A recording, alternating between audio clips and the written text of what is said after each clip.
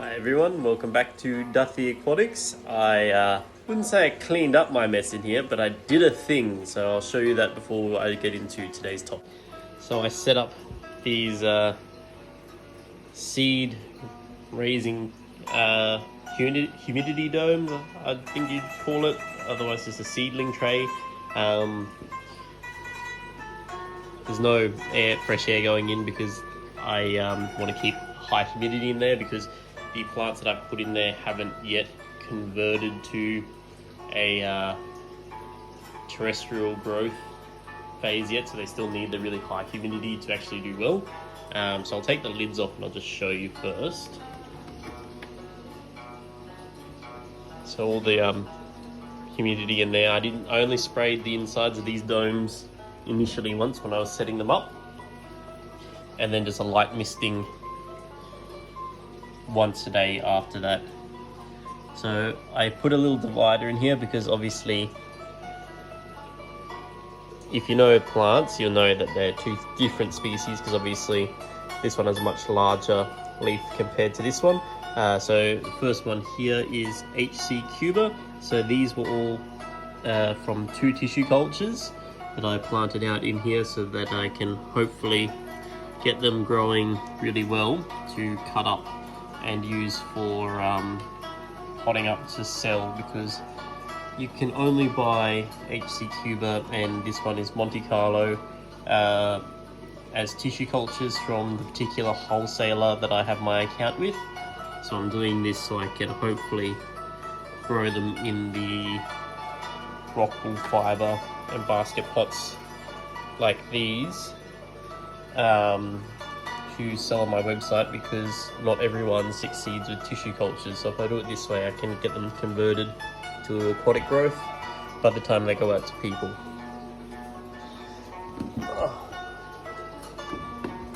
So that was this container, this one in here,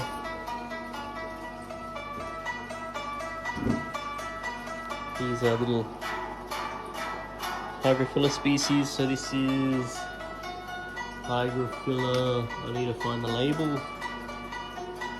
This one. So it's Hydrophilia lancea.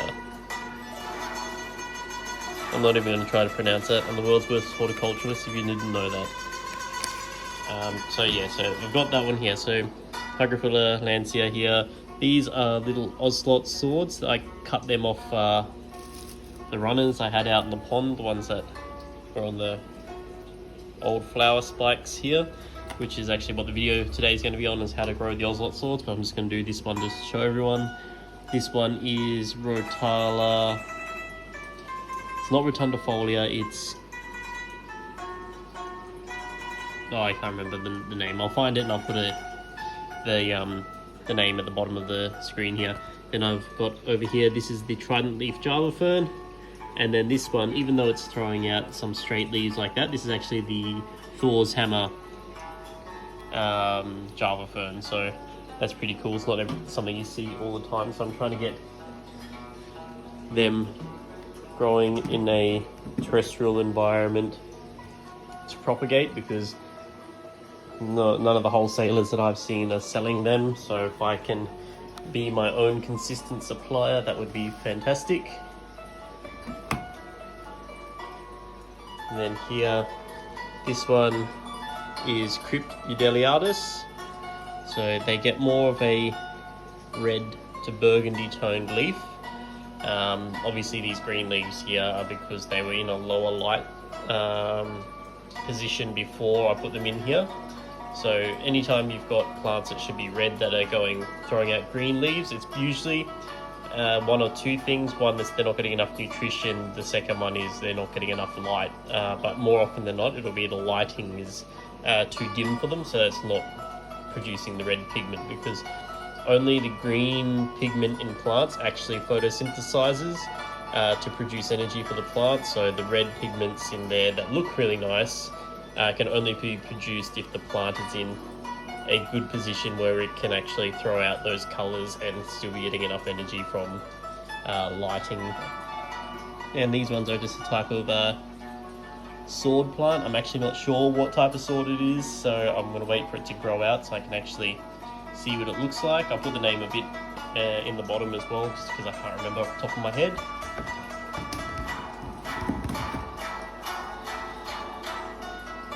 This one in here.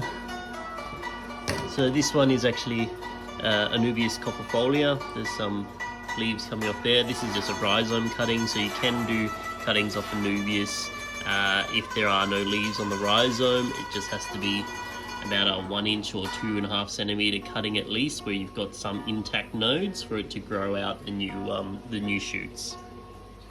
Here is some Bucephalandra. I can't keep telling myself I'm not going to try and grow Bucephalandra immersed. It just doesn't work well. But I'm doing it again anyway, just because we're going into winter. I always seem to struggle with it in summer because it gets too hot and then it just really fails unless it's completely submerged in water. This one is a bit of an experiment. This is Rotala Wallawichi. I'll put the name at the bottom because, again, world's worst horticulturalist. I suck at pronouncing Latin names. And then this is actually Anubis Pinto. Even though it looks like Anubis Nana Petite, this is what happens when you're lazy and you let your bulbitis overgrow your Anubis Pinto. It loses all the white to the leaves because it's struggling just to keep the energy. So I put some in here. Once they start to take off, they will grow really vast root systems, because Anubis, when you plant them in soil, actually grow really well. You've just got to make sure that this rhizome part is above the soil level so it doesn't cause any rot. But I'll be interested to keep you guys updated on this, and you can see how it will, under a hydroponic grow light, which is much more light than what it was getting in the fish tank, will throw out a lot more white in the leaves. So you guys should enjoy that. This is the halfway mark for the containers. We're nearly halfway. Here is Java Fern needle leaf, so it's a needle leaf Java Fern, and these ones are actually Rotala Orange. So if you've never seen Rotala Orange in a aquascape tank, they look really nice. I actually like this one more than Rotala rotundifolia. I don't know why, the growth pattern on it just seems to be a lot nicer. They look very similar if you grow them in a low light environment, so rotundifolia as well as orange. If you grew them next to each other in a low light setup, you wouldn't be able to tell them apart. They're just so similar looking, but when you've got them in a high light tank with aqua soil and CO2, the color just really pops on these guys. Here is Alternantheria Renickii Red Mini.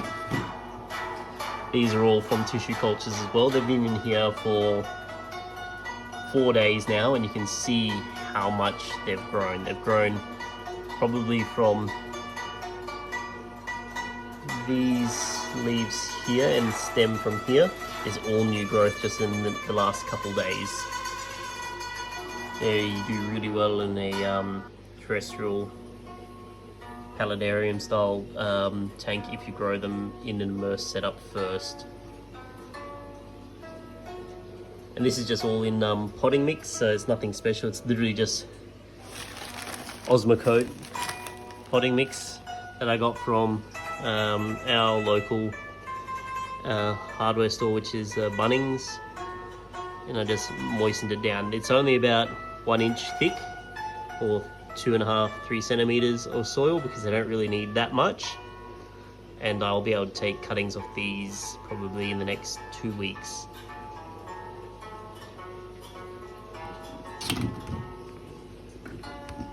When I take the cuttings, I will move them down to the bottom.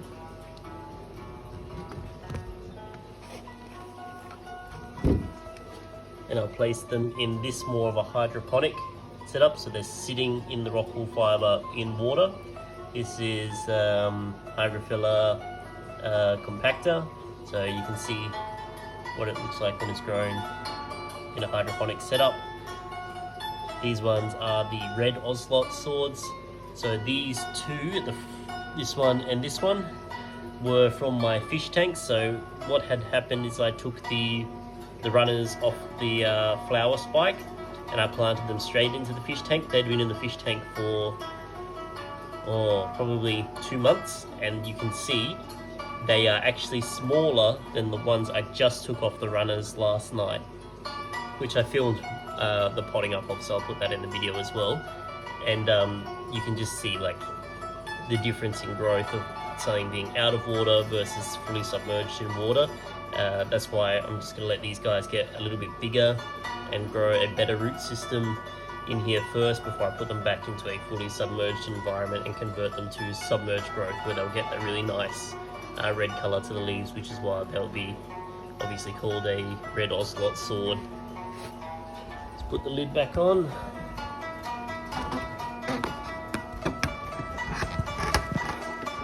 So I had someone request in one of my videos to make a video on how to grow the swords, so that's what I'm going to do for this one. I'm just going to show off what I've been doing in here because I'm excited about it. Everyone else may not care, but I do. These are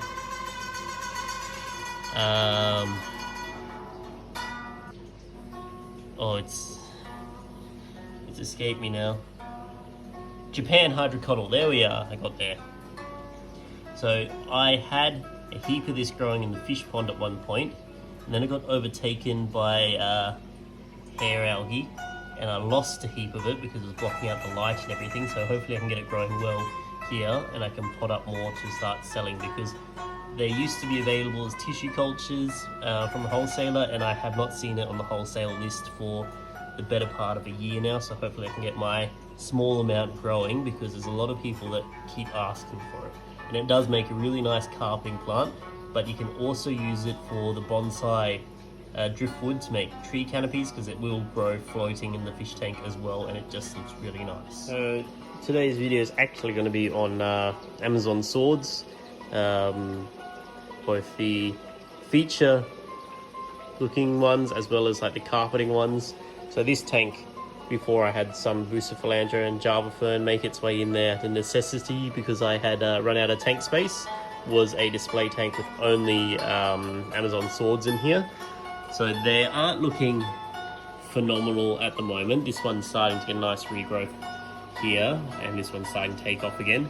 But I actually need to update my fertilizer schedule for this tank, so they have used all the available nutrients, and before there wasn't really any fish in here. Now I've got a whole bunch of baby platies in there, so they're starting to get some nutrients from the fish as well. But these are Amazon sword Grispachi. I'll put the name at the bottom because I'm probably butchering it. That one I think is Nile Queen, which is an ocelot sword. That one there is the Fire Feather ocelot, and then this is Amazonica, which is your standard Amazon sword. There are a couple in the front here, which I'll put the name of, because I can't remember the name of this one either. It starts with an L. But the Grispachi make a really good carpeting plant if you've got a low tech setup, because they don't need that much light. All Amazon swords are heavy root feeders, so if you do put some root tabs in there, it'll be a huge benefit for you. Ocelot swords make great center feature plants. If you have a look at this tank, it's only probably an 80, maybe 100 litre tank at most. At one point I did have the entire back there planted out with the ocelot swords, and it looks phenomenal, especially with that fake planted tank background. But if you had a mirror background on there, it would look twice the depth and really nice. But I actually sold some of the bigger ocelots out of there, so they're no longer in here. Fire Feather, you can see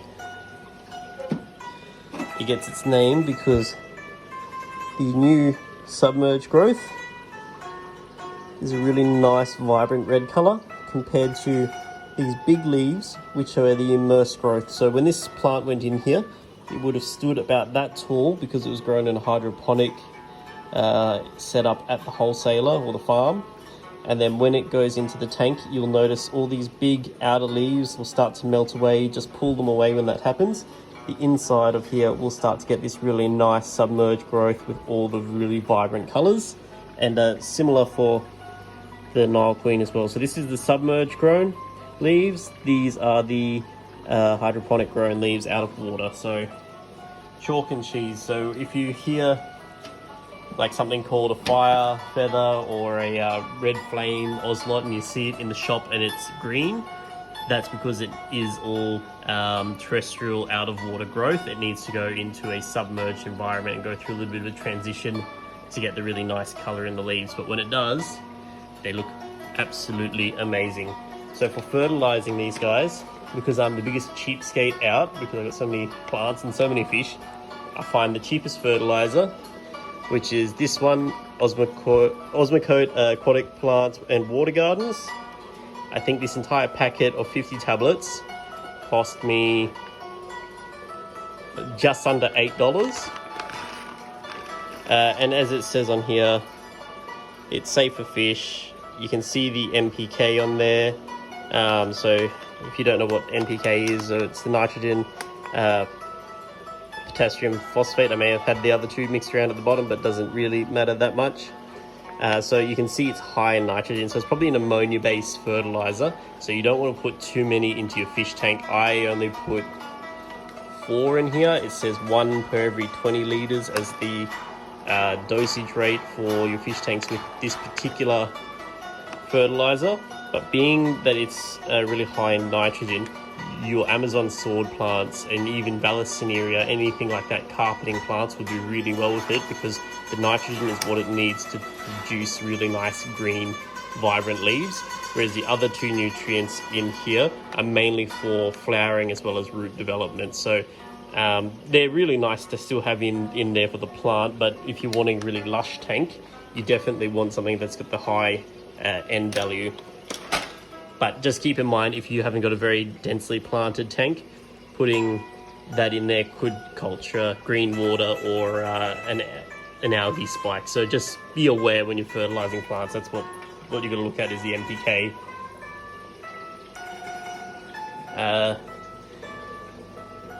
Here is some other sword plants. I'll put the name of this one at the back here, because I think it's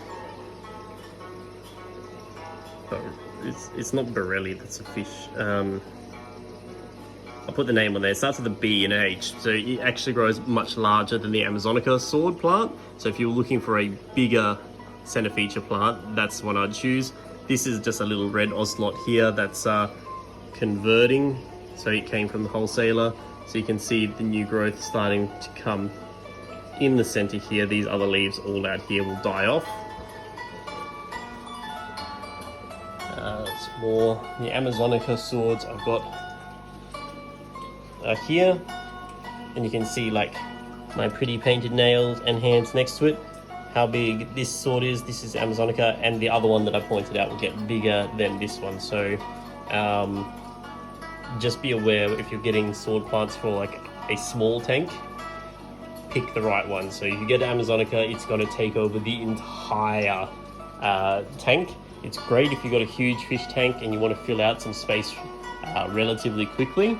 But if you want something for a smaller tank that's still easy and will carpet out, go with one of the chain swords. So this is, again, I think the Grispachi. So you can see it is completely taken over this tank, and it's only planted in sand, no aqua soil required. There's duckweed filtering out the lights. I mean, I've even got some in this tank that are just floating. It sends out runners, just cut the runners, replant them down, or let it spread out itself, and it'll carpet out your tank for you. For lighting, I'd say 4 to 8 hours would be a good range, depending on how deep your tank is. If you've got a deeper aquarium that you've got your sword plants in, you probably want to have your light on a little bit longer, just because the light will take longer to actually reach down to a deeper aquarium. But these ones are pretty standard height, so anywhere between 4 and 8 hours should be enough for them.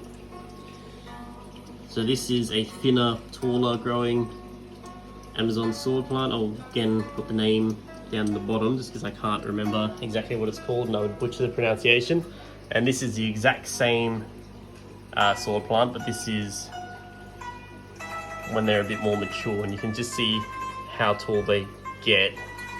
Don't mind the hair algae, but yeah, you can just see how tall they get. So this is a really good one if you're trying to create a nice look without having to worry about something as invasive as Vallisneria for like a background, so they're not as fast growing as Vallisneria. They also don't outcompete the other plants as well, so they're all really good beginner friendly plants. I hear everyone on YouTube when they're saying, oh, what's a good beginner plant? I use Vallisneria, use Anubis, blah blah blah. Honestly, Amazon swords, they're the unsung heroes of the aquascaping world, especially if you want to have axolotls and you want to have plants in there with them. All the sword plants seem to do really well with axolotls, even though I personally find axolotls to be the most disgusting thing I've ever seen in the world. There's a lot of people that love them, and the Amazon sword plants seem to do really well with them.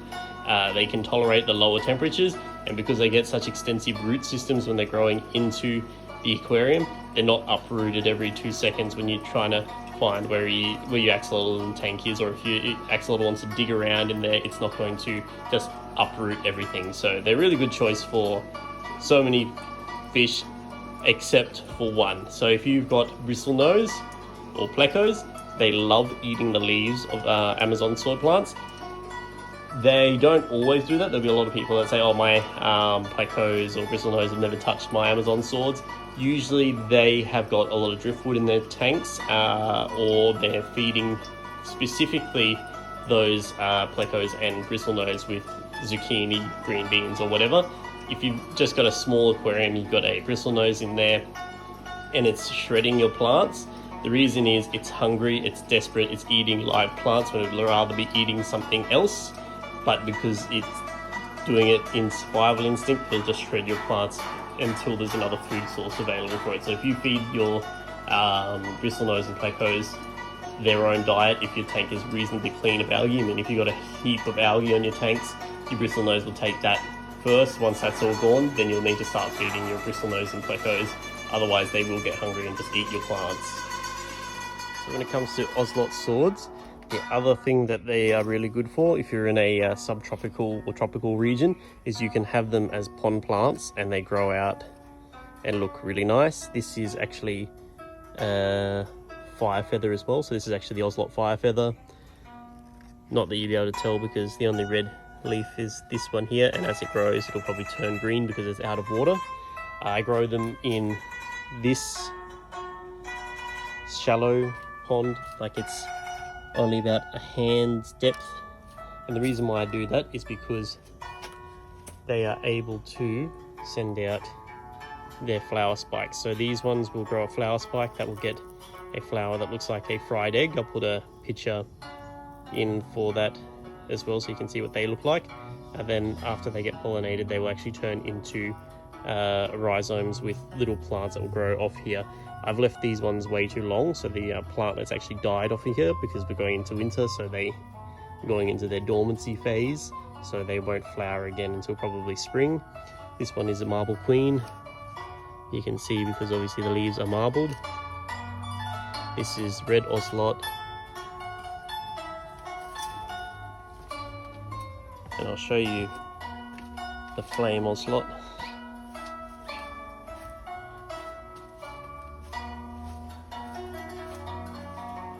I'm paving here. There's going to be IBCs going in here so I can propagate the water lilies better. Lovely purple water lily here. I'll do a video on them probably when it warms up a bit, because obviously there's not that many in flower. They should be way more flowers than this and have a lot more pads out. So this is where I'm propagating some of the ocelots. This is the red ocelot. You can see being grown underwater. Really nice colour that they get. As they grow, they're going to grow out like this, and this is where I'm going to use to propagate them. Ocelots will only send out runners if they break the water's surface, so as other Amazon sword plants will send out runners under the water, ocelots will only send them out if they've broken the water surface and the flower spike can actually come out and flower properly.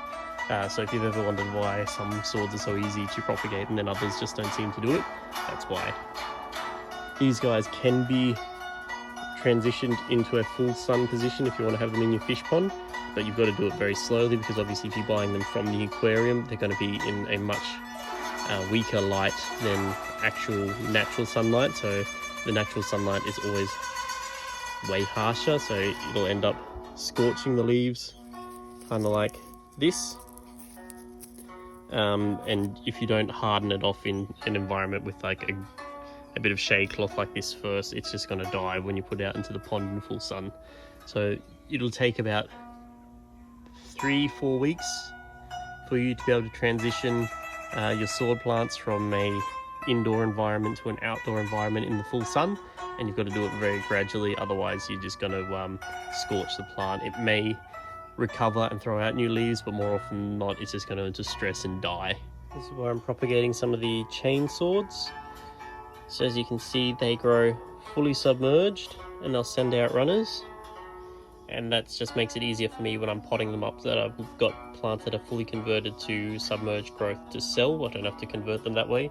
If I grew them in an out of water and like bog environment, they'd probably still throw out the runners and be quite happy as well, but then you've got to go through the process of transitioning them to a submerged environment, whereas if you just grow them like this, they'll self-propagate, sending out runners, and you just pot up the runners, and that's the easiest way to get a nice lush tank without having to worry about, oh, is it going to melt back and die completely, or is it just going to take off? If you do it like this, they're just always going to take off. So knowing the way you're propagating plants, every plant has a different method that works best. So something like your hydrophilas, just cut and plant is easier than collecting seeds or anything like that. With the Amazon swords, if they're the traditional sword varieties, so like the ones with this shape leaf and not the Ocelot's shape leaf, they will always grow runners underwater way easier than if you're trying to do it out of water, then submerge them back into water. Just saves you a bit of a headache. The only maintenance you really need to do for Amazon sword plants and Ocelot swords is once a year. For the bigger varieties like this, is just pull off any of the dead leaves like this that you see around the outsides. To know the health of the plant, always look to the crown or the center of the plant. If there's new lush healthy growth coming out of there, that means the plant is healthy. If you're seeing a lot of holes on the leaves, like on the outer leaves like that, what's happening is the plant is actually cannibalizing its old growth to feed the new growth, and that's a sign that they need to fertilize. A lot of people are using just liquid fertilizers for their aquariums. Amazon swords don't absorb liquid fertilizers as well as they would a root tab. So it's better to use root tabs to fertilize them. Depending on which root tab you're using, they can get 6 months out of them, like the ones I just showed before. They'll last 6 months, so I only need to change them twice a year. And when I change them, I'll probably pull up the Amazon and the Ocelot sword at the same time. If it's the carpeting variety, I'll just leave them. I'll just bury another tablet underneath there. But for the bigger ones like this, what I'll do is I'll actually pull them out. I'll pull off all the dead or dying leaves from the outside of the plant, and then I'll trim the root system, because a plant like this in the substrate could send, if you had it in, say, the back corner, it could send out roots to all the way out here. So it can choke out the other plants, but it also means when you're trying to replant it back into your tank, you can never get all the roots covered over again. A simple way to do it is from the base, just stick your fingers out like that, and any root that goes past your fingertips there, just give it a snip, put it back. If you put the root tab underneath it, it'll probably be a little bit unhappy for a little while, but being in a fully submerged environment with immediate access to nutrients at the root system there, what will happen is you'll stimulate a whole bunch of new root growth here, which will then make a healthier plant. So you might not see it on the outside of this plant for a little while, because it's going to establish its root systems first. Then it will make the leaves look way nicer. But if you do that, you're just going to have an easier time of doing your maintenance. You don't have to worry about the root system. Or do I need to save every single root? No, it'll be fine. As long as you've got some roots, you know, that on there would still be a good root system. When I get the plants from the wholesaler, they'll be lucky to have roots about this long. By the time they go out, the plant has sent out roots like that from the basket pot, because I've obviously taken the extra steps to make sure that they're well rooted out. Even this one, they've only been potted up for a little while, already sending runners out. So yeah, they're pretty easy. I think everyone should try a sword plant, because they are really beginner friendly. A lot of people think they're going to struggle because they've had Ocelot swords, or they've had Amazon swords and they just died for no reason. They didn't die for no reason. Usually it's they were eaten by another fish because you haven't been feeding that fish correctly, or they have starved because they're not getting enough nutrients. So if you've got floating plants like duckweed in your tank, cutting out a lot of the light, and you're only putting in liquid fertilizer, all you're doing is fueling the growth of the duckweed, because it's going to absorb all the liquid fertilizer before any of these sword plants get a single piece of it. So if you use your root tabs, you've got the light on for a while, and you've just thin out your floating plants once in a while, your sword plants will be right as rain. Use like the pea gravel, works really well, or of course a sand substrate. I'd recommend that for any plant that you're growing in the aquarium. Aqua soil, yeah, of course, it's great. It's designed for plants, so obviously that doesn't really need to be mentioned. But if you're just looking for a substrate, an inert substrate, just use a coarse sand or pea gravel and your soils will grow fine. Even your carpeting ones like that, they may have thinner root systems to start off, like this only got one taproot going down there. But once they get a few roots growing out, they'll be fine. So I usually just use sand or a coarse sand or a pea gravel to grow my plants, just because it's the most cost-effective way for me, and none of the plants are complaining. Yeah, so I'm 90% sure I've covered everything. If I haven't and you've got a question, just leave a comment. I'm pretty good at getting back to everyone. I mean, I've got less than 200 subscribers, so I'll definitely make the time to answer you. Might be in a different time zone though, because obviously I'm in Australia. A lot of people actually are watching from the US, and surprisingly quite a few people from India as well. So hello to everyone in India. Thank you guys for also producing YouTube videos that has saved my ass more than once when I was doing my diploma of horticulture. And if you have ever studied horticulture, let me tell you now, if you're trying to do plant identification or propagation methods and you're trying to learn how to do it easily, trust me, just YouTube it. Someone in India has made the video that is so simple to follow and will work every time. And if you're in Australia and you want to buy any plants from me, assuming you're not in Western Australia or Tasmania, because the biosecurity laws won't let me send plants out that way, I'll put a link to my website down below as well. And hopefully I've updated all the stock, because sometimes I'm a bit lazy at keeping stock updated. You can use the live chat just to see if anything's available that is out of stock, because sometimes I miss things.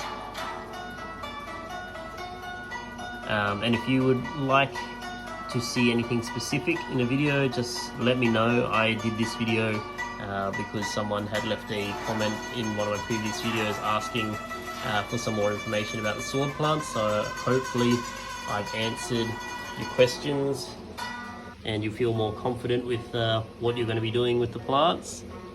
But if not, like I said before, just leave a comment. I'll get back to you. Thank you everyone for watching. So here I'm just showing you what the plants on the flower spike actually look like. This is when I harvest them at that night. You can see the dried flowers that were on the stem, and then as I prepare them just to pot into the rock wool fibre, all I do is cut them off that rhizome or the runner, and I remove all those little dead flowers off around the base of the plantlet. You'll also notice that the plants themselves at this stage don't have any roots whatsoever, and what will happen is as they come into contact with the damp rock wool fibre, that will lead to stimulating the root growth off the plantlet. So that's how you actually root them out. So you don't have to actually wait for the roots to develop on the rhizome before you plant the little runner.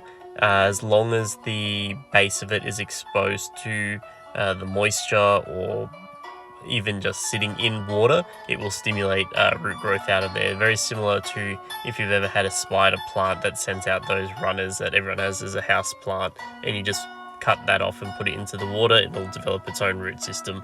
So that's the easy way of doing it.